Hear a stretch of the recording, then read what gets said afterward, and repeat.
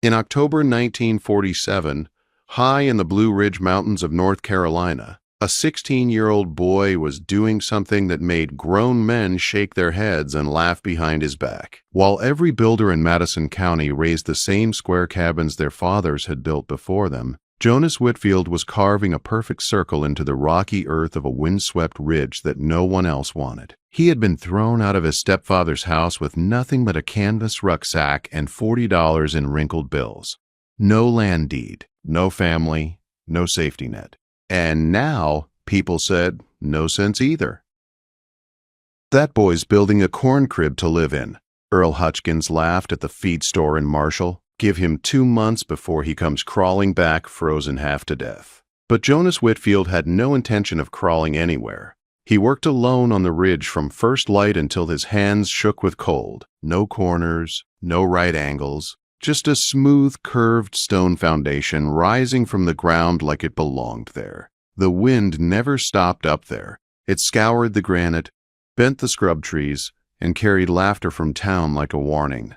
Jonas ignored it all. For 3 years, before everything fell apart, he had watched and listened and remembered. His grandmother Ada had taught him that the white man's square houses fought the land instead of living with it. She said corners trapped cold. She said straight walls angered the wind. She said nature did not build in boxes, and men paid the price when they tried. Jonas believed her. His mother had died giving birth to him in a narrow house in Asheville. His father, Samuel Whitfield, a logging man, raised him alone. Samuel taught him to read the forest, to understand weather, to know when a tree was ready to fall and when it was lying. Ada lived with them in a small cabin she had designed herself, round and low, tucked into the land like a stone. From her, Jonas learned the old ways, how houses could breathe, how shapes mattered, how warmth was not only about fire, but about memory, mass, and patience. Then the oak tree fell wrong. Samuel was crushed before Jonas could even scream. Ada followed 6 months later, her heart simply giving up.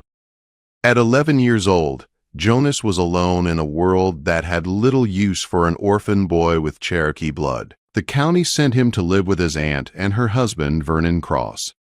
Vernon never raised a hand to him. He did something worse. He treated Jonas like a problem that had not yet gone away. Jonas worked the farm. He slept above the barn in a room where wind slipped through the boards at night. He ate after everyone else. He learned how to disappear. And he watched how the square farmhouse bled heat through its corners, how they burned stacks of firewood and still shivered, how snow pressed against flat walls and piled until doors would not open, how the wind always found a way inside. 3 weeks after Jonas turned 15, Vernon told him he was done with school.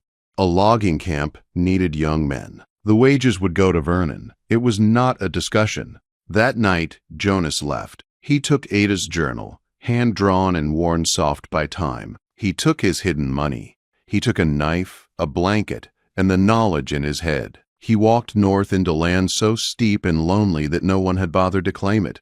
The ridge he chose sat nearly 4,000 feet high. The soil was thin, the wind was constant. The nearest neighbor lived miles away. Every sensible reason said no one should live there. Jonas saw something else. He saw sun on a south-facing slope, and cat was bear, one bear. He saw a spring spilling clear water from stone. He saw granite for a foundation, and young oak for walls. He saw a place where the wind split and left a pocket of calm. He camped there for 2 weeks and did nothing but watch. He learned the sun. He learned the rain. He learned how the mountain breathed. Then he began. The foundation was a circle, 24 feet wide, laid stone by stone without mortar. The weight spread evenly. No stress points, no weak corners. It took longer than a square would have, but Jonas was not in a hurry. Winter punished impatience. The walls rose from cordwood, logs cut and stacked with their ends facing in and out. Between them a mortar of clay, sand, lime, and sawdust, mixed by hand just like Ada had written, 16 inches thick. Heavy, patient, wood held heat differently when treated right. Jonas knew this. End grain resisted cold. Thickness stored warmth. The walls were not barriers.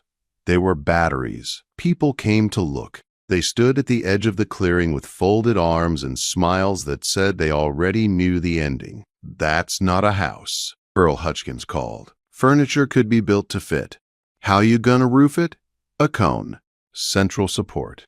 Wind resistant." Earl shook his head. "First hard winter will teach you better than fairy tales." They laughed and rode away. Jonas kept building.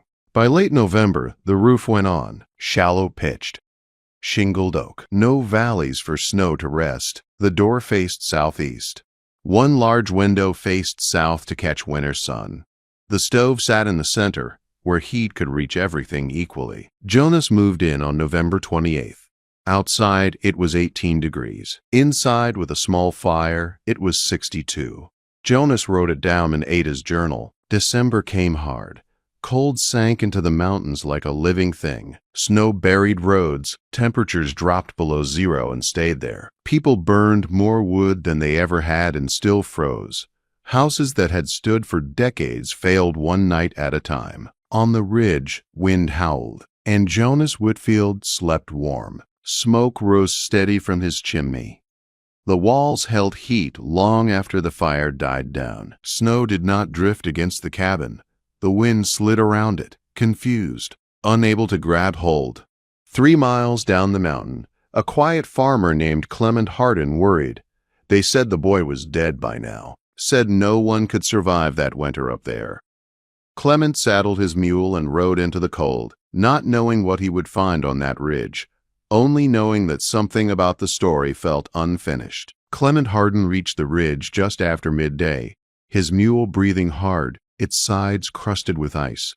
The wind cut across the open shoulder of the mountain with a force that made Clement pull his coat tighter and bow his head. He expected silence. He expected snow piled high and maybe, if the stories were true, the shape of a cabin buried and broken. What he saw stopped him in his tracks. The round cabin sat solid and calm, like it had grown out of the mountain itself. Snow lay all around it, but none pressed against the walls. The roof was nearly bare, the wind sweeping it clean again and again. A thin line of smoke rose straight from the chimney, not frantic, not thick, just steady. Clement dismounted slowly. He walked closer, each step filled with doubt. If the boy was alive, he should have been desperate by now. If the boy was alive, there should have been signs of struggle. Jonas opened the door before Clement could knock. Warm air spilled out like a held breath finally released. "Mr. Hardin?" Jonas said, surprised but smiling. "You came a long way in this weather. Please come in." Clement stepped inside and forgot the cold in an instant. The heat was not sharp or choking like a roaring stove. It was even, gentle, everywhere at once. The stone floor was warm under his boots. The curved walls held a deep, quiet heat that felt alive. "You're not freezing," Clement said, his voice unsteady. "No, sir," Jonas replied. "It's comfortable." Clement looked at the thermometer hanging near the door. 68 degrees. Outside, it was 4 below zero. "How much wood?" Clement asked. Jonas opened the stove. 2 small logs burned calmly inside. "I fire it morning and evening. That's all." Clement sat down hard on the chair Jonas had built himself. His own farmhouse burned wood day and night and still stayed cold. His wife slept in her coat. His hands cracked from carrying logs in the dark. He stayed an hour, asking questions, touching the walls, listening. Jonas explained everything without pride, just facts. The walls stored heat. The circle held it. The wind had nowhere to bite. When Clement rode back down the mountain, he stopped at every farm. He told them what he had seen. Most laughed. Some shook their heads. A few listened quietly. The cold did not ease. January came like an enemy that refused to leave. Pipes froze. Roofs collapsed. Firewood vanished faster than man could cut it. People whispered about the old days and said winters had never been like this. Finally, curiosity overcame pride. One by one, men rode up to the ridge. They came wrapped in coats, boots soaked, faces tight with cold. They expected tricks, They expected exaggeration. They stepped inside and went silent. Jonas answered questions for hours at a time. He showed his notes. Temperatures outside, temperatures inside. Wood used each day. He had written it all down, careful and neat. The numbers did not lie. Earl Hutchkins came last. He did not come to mock. He came because his wife had been sick for weeks and his son had frostbitten toes. He came because the feed store shelves were empty of firewood and winter was not done. He stood inside the round cabin, hat in his hands, and looked around. "I was wrong," he said finally. It cost him more than money to say it. Jonas nodded once. He did not smile. Earl asked to be taught. Jonas taught him. By spring, 3 round cabins were rising in Madison County. They were not perfect. Some men argued and changed things. Some tried to cut corners. Those cabins did not work as well. Jonas never said, "I told you so." He simply explained again. The county agent came next. Then a man from the university. They brought tools and notebooks and serious faces. They measured and tested and asked Jonas how a boy with no schooling had done this. Jonas told them about Ada. He stayed on the ridge through the years. He married.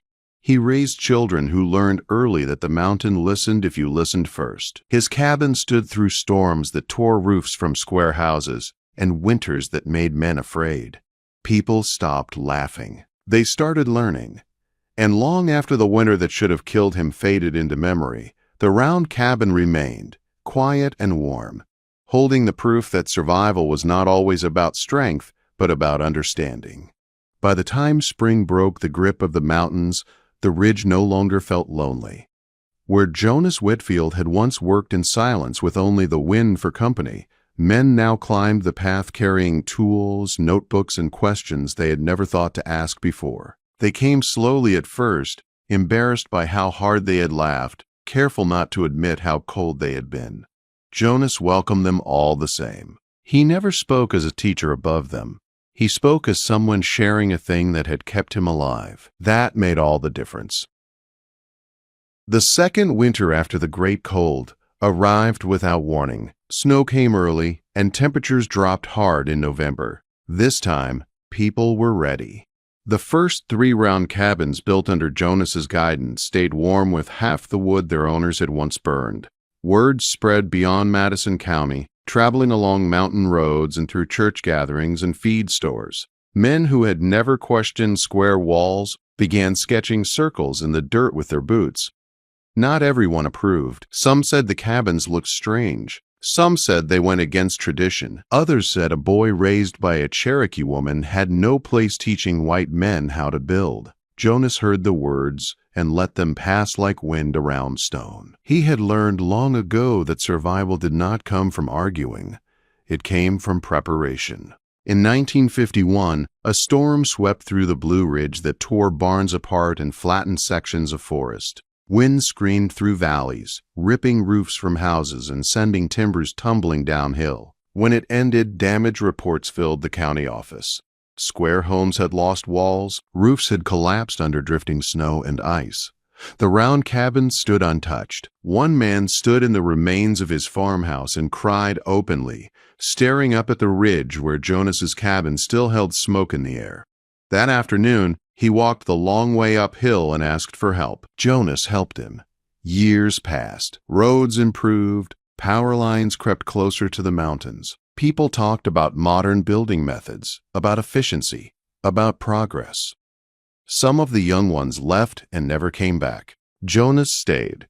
He built 2 more round cabins on nearby slopes, one for a family who had lost everything to fire, one for a widow whose house could no longer keep her warm. He refused payment, asking only that they pass the knowledge on if someone else ever needed it.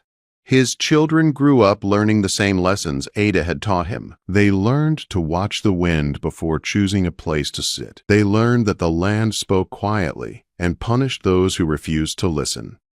They learned that survival was not about conquering nature, but about standing with it. Scientists came again in the 1960s. They brought better tools this time. They measured heat retention, airflow, and structural strength. They confirmed what Jonas had always known. The circle worked. The walls worked. The old knowledge worked. Jonas never traveled to present the findings. He never wrote a paper. His proof lived on the ridge, warm and steady through every winter that followed. When age bent his back and slowed his hands, he sat by the south window and watched the sun move across the floor. The cabin still held heat the way it always had. The walls still gave warmth back long after the fire slept. On the coldest nights, when the mountain groaned under ice and wind, Jonas slept peacefully, wrapped in the quiet hum of a home that knew its place. He died in 2009, surrounded by children and grandchildren. They buried him not far from the ridge, where the wind could still find him and the sun could still reach the ground he loved. People from miles away came to stand in silence beside the round cabin that had once been mocked. They did not laugh anymore. The winter of 1947 did more than test a building. It tested a belief. It tested the idea that tradition should never be questioned, and that wisdom only came from books and authority. Jonas Whitfield proved otherwise with nothing but patience, observation, and courage. He had been 15 years old, alone and unwanted. Every voice around him said he was wrong. He trusted the knowledge that had been passed to him, and trusted himself enough to act on it. That trust saved his life. Long after power lines and highways reached the mountains, the round cabin remained. People still stop to look at it. Some see an odd shape. Others see a lesson carved in wood and stone. Nature does not fight itself. The circle does not waste strength. Warmth stays where it is welcomed. Jonas Whitfield never tried to be remembered. He simply refused to freeze when the world told him he should. And in doing so, he left behind more than a house. He left behind a quiet truth. Sometimes survival is not about being stronger than the storm. Sometimes it is about learning how to let the storm pass around you.